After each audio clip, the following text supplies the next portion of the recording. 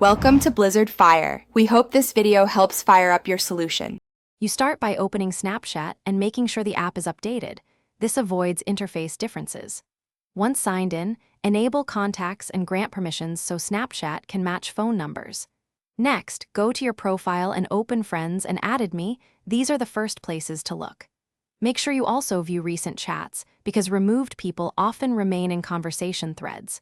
Once done, you'll be ready to search and inspect specific accounts. You should type the exact username into search. Partial names can miss someone who changed display names. When you open a profile, note whether it shows Add Friend, Pending, or Friends. Add Friend usually means you removed them or they removed you. Next, check your blocked list in settings, because blocked contacts won't appear in Friends.